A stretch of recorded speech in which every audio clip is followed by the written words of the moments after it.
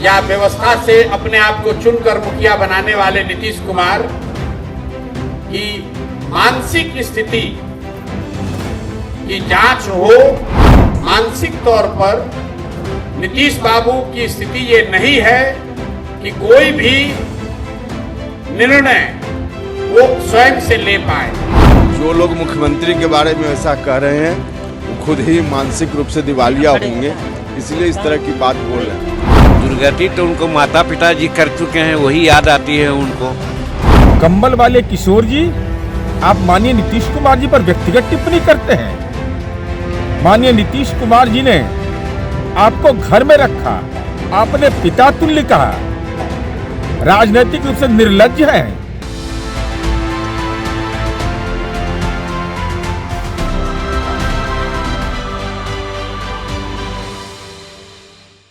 बिहार में इसी साल विधानसभा का चुनाव होना है। चुनाव से पहले विपक्ष सीएम नीतीश कुमार की मानसिक स्थिति पर गंभीर सवाल खड़ा करने में लगे हुए हैं। तेजस्वी यादव पहले से ही नीतीश कुमार के स्वास्थ्य को लेकर बयान देते आ रहे हैं, तो अब चुनावी रणनीतिकार से नेता बने प्रशांत किशोर ने भी सीएम नीतीश कुमार पर गंभीर सवाल उठाया है। बिहार में नेता प्रतिपक्ष तेजस्वी यादव के बाद अब प्रशांत किशोर ने एक कदम आगे बढ़कर सीएम नीतीश कुमार की मानसिक स्थिति पर मेडिकल रिपोर्ट जारी करने की मांग कर दी है। इस बात को लेकर बिहार की राजनीतिक गलियारे में काफी गहमा गहमी बढ़ गई है। एनडीए के तमाम घटक दलों ने प्रशांत किशोर पर हमला बोल दिया है। बयानबाजी का दौर इस कदर बढ़ गया है कि शब्दों की सीमा पार करने लगी है। यह मुद्दा ठीक वैसे ही बनती दिखाई पड़ने लगी है जैसा किसी ने जलती आग में घी डाल दिया हो। जनसुराज पार्टी के संस्थापक प्रशांत किशोर ने 14वें दिन अपना सत्याग्रह अनशन समाप्त कर दिया। इससे पहले उन्होंने पटना में गंगा नदी में स्नान किया और छात्रों के हाथों से केला खाकर अपना आमरण अनशन तोड़ा। इस मौके पर उन्होंने ऐलान किया कि वो अब केवल छात्र हित की बात नहीं करेंगे, बल्कि बिहार में जो पीड़ित युवा और लोग हैं उनके हित में सत्याग्रह आंदोलन जारी रखेंगे। प्रशांत किशोर ने गांधी मैदान को छोड़कर अब गंगा किनारे एलसीटी घाट में गांधी जी के नाम पर आश्रम बनाया है, जिसका नाम बिहार सत्याग्रह आश्रम रखा है। इस आश्रम में रहकर वे लोगों की समस्याएं सुनेंगे और इसका निदान करेंगे। उनका लक्ष्य 1 लाख से अधिक लोगों एवं युवाओं की समस्या का निदान कर रहा है। इस सत्याग्रह स्थल पर बैठे प्रशांत किशोर ने मुख्यमंत्री नीतीश कुमार पर गंभीर सवाल खड़ा कर दिया है। उन्होंने कहा कि मुख्यमंत्री नीतीश कुमार की शारीरिक और मानसिक स्थिति ठीक नहीं है। सरकार कौन चला रहा है ये सबको मालूम हो गया है। पिछले दरवाजे से आए नीतीश कुमार अब राज्य की 13 करोड़ जनता की भार सहने लायक नहीं रह गए हैं, जो अभी भी मुखिया बने हुए हैं। प्रशांत किशोर ने सत्ता पक्ष से मांग की कि मुखिया नीतीश कुमार की मेंटल हेल्थ बुलेटिन जारी करी जाए। पहले आप खुद सुनिए किस तरीके से प्रशांत किशोर ने नीतीश कुमार की मानसिक स्थिति पर जो है निशाना साधा है। चाहता हूं कि बिहार के मुखिया, चुने हुए मुखिया या व्यवस्था से अपने आप को चुनकर मुखिया बनाने वाले नीतीश कुमार की मानसिक स्थिति की जांच हो और नीतीश कुमार, और इसको सीरियसली लीजिए, मैं ये मांग करता हूं कि बिहार के 13 करोड़ लोगों के का नेतृत्व जो व्यक्ति कर रहा है, उनकी मानसिक स्थिति, मानसिक मेंटल हेल्थ पर सरकार आधिकारिक तौर पर एक विज्ञप्ति, एक रिपोर्ट जारी करे कि क्या मानसिक तौर पर नीतीश कुमार स्वस्थ हैं बिहार को चलाने के लिए और बिहार के लोगों की समस्याओं को सुलझाने के लिए। क्योंकि ये बहुत 2 साल से ये चर्चा चल रही है कि नीतीश बाबू स्वस्थ नहीं हैं।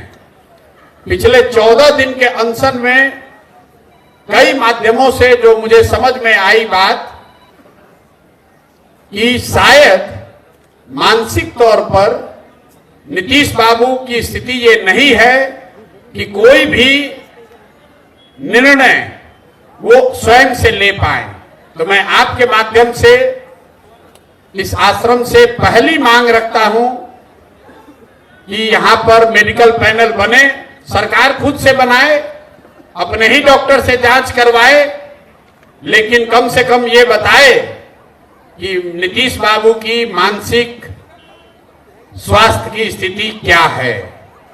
ये बिहार के लोगों के लिए चिंता का कारण होना चाहिए कि अगर हम लोग का मुखिया, हम लोग के मुख्यमंत्री मानसिक तौर पर स्वस्थ नहीं हैं, तो अगले 10-11 महीने चुनाव होने तक बिहार को कौन चला रहा है, नीतीश जी उसमें कितनी उनकी भूमिका है, क्या मानसिक तौर पर वो चलाने की स्थिति में है या नहीं है, इस पर जरूर एक आधिकारिक टिप्पणी या रिपोर्ट आनी चाहिए। बहुत बहुत धन्यवाद।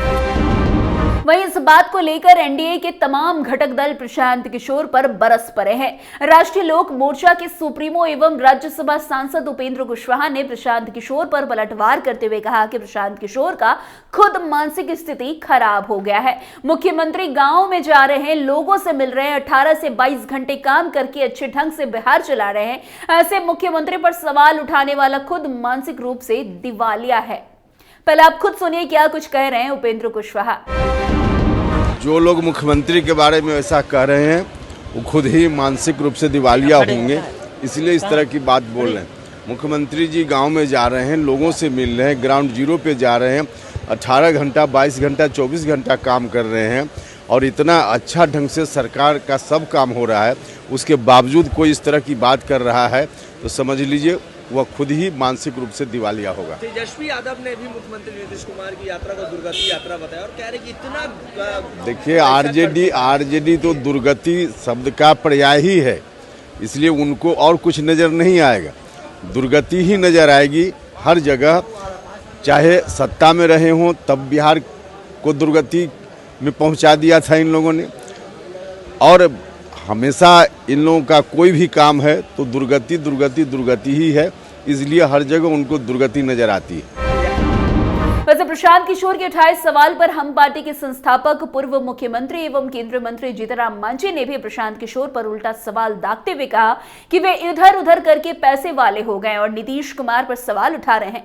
नीतीश कुमार तो अच्छे से बिहार को संचालन कर रहे हैं। प्रशांत किशोर पर राजनीति करने की बात कहते हुए मांझी ने कहा कि प्रशांत किशोर खुद मानसिक बीमार है। आप खुद सुनिए किस तरीके से मांझी ने प्रशांत किशोर पर निशाना साधा है। दुर्गति तो उनको माता पिता जी कर चुके हैं, वही याद आती है उनको। नीतीश कुमार जी एक सच्चा राजा जो होता है या प्रतिनिधि होता है, उसके अनुरूप काम कर रहे हैं कि क्या क्या प्रगति हुई है, क्या न हुई है, कहाँ कमी है, कहाँ बेसी है, उस तरह से करके विकास का काम वो कर रहे हैं। विकास के एक नायक हैं नीतीश कुमार और उसके अनुसार वो काम कर रहे हैं। उनको तो कोई तेजस्वी प्रसाद को तो कोई मुद्दा है नहीं, यही सब अनाप शनाप बात बोलते हैं। बस आपको बता दें मुख्यमंत्री नीतीश कुमार जेडीयू पार्टी से आते हैं और ये एनडीए का घटक दल है, जिससे एनडीए की सरकार बिहार में है और नीतीश कुमार उसके मुख्यमंत्री है। ऐसे में जेडीयू ने प्रशांत किशोर पर जमकर भड़ास निकालते हुए उनके राजनीतिक प्रवेश को ही तितर बितर कर देने की बात कही है। जेडीयू ने कहा कि जिस शख्स ने प्रशांत किशोर को अपने घर में रखा, प्रशांत किशोर जिन्हें पिता तुल्य का दर्जा दे रहे थे, आज उसी नीतीश कुमार को ये मानसिक बीमार कह रहे हैं, जबकि दुनिया नीतीश कुमार को ग्लोबल थिंकर कह रही है। जेडीयू ने प्रशांत किशोर को चेतावनी देते हुए कहा कि अभी तो राजनीतिक गुरु, अभी तो आपकी राजनीति शुरू हुई है, किसी सदन में भी प्रवेश नहीं किया है और ऐसी भाषा का प्रयोग कर रहे हैं। प्रशांत किशोर सावधान हो जाइए, नहीं तो सारे किए कर्मों का चिट्ठा खोलकर चिथरा चिथरा उड़ा देंगे। आप खुद सुनिए नीरज कुमार ने किस तरीके से प्रशांत किशोर पर बड़ा निशाना साधा है। कंबल वाले किशोर जी, आप माननीय नीतीश कुमार जी पर व्यक्तिगत टिप्पणी करते हैं। माननीय नीतीश कुमार जी ने आपको घर में रखा, आपने पिता तुल्य कहा, राजनीतिक रूप से निर्लज्ज हैं, जिसका नमक खाया उसके खिलाफ आप अपमानजनक टिप्पणी कर रहे हैं। अरे नीतीश कुमार जी को तो ग्लोबल थिंकर कहा गया है, क्लाइमेट लीडर कहा गया है। अभी तो राजनीति में किसी सदन में आपका गृह प्रवेश तक नहीं हुआ है, इसलिए मैं चेतावनी दे रहा हूं, ऐसी भाषा का इस्तेमाल नहीं करें, नहीं तो राजनीति में आपके किए गए कर्म का चिथड़ा चिथड़ा उड़ जाएगा। आपको बता दें कि बिहार में मुख्यमंत्री नीतीश कुमार के स्वास्थ्य को लेकर जिस तरह सत्ता विरोधियों की बयानबाजी तेज होती दिखाई दे रही है और जवाबी पलटवार ने सत्ता पक्ष बयान देकर खड़े नजर आ रहे हैं, ऐसे में जनता के बीच जो संदेश पहुंच रही है वो कहीं ना कहीं नीतीश कुमार के स्वास्थ्य को जरूर प्रभावित करने वाली बात है। अब ऐसे में देखने वाली बात है कि मुख्यमंत्री के स्वास्थ्य को लेकर आधिकारिक तौर पर कुछ प्रतिक्रिया आई है या नहीं। खैर, अभी तक मुख्यमंत्री नीतीश कुमार ने अपनी मानसिक स्थिति पर जितने भी उन पर कटाक्ष किए जा रहे हैं, निशाने साधे जा रहे हैं, उस पर अभी तक किसी भी तरह की कोई भी प्रतिक्रिया नहीं दी है। लेकिन अब प्रशांत किशोर का भी इसमें नाम जुड़ गया है, क्योंकि तेजस्वी यादव लगातार नीतीश कुमार पर मानसिक स्थिति ठीक नहीं होने की बात कह रहे थे। लेकिन अब प्रशांत किशोर ने भी नीतीश कुमार के मानसिक स्थिति की स्टेटमेंट का रिपोर्ट मांग लिया है। खैर, अब देखने दिलचस्प होगा कि नीतीश कुमार खुद इस पर क्या कुछ बयानबाजी करते हैं। तो फिलहाल आज की इस खबर में इतना ही। अन्य खबरों में हमारे साथ ऐसे आगे बने रहें और देखते रहिए। तब तक के लिए कैपिटल टीवी बिहार। धन्यवाद।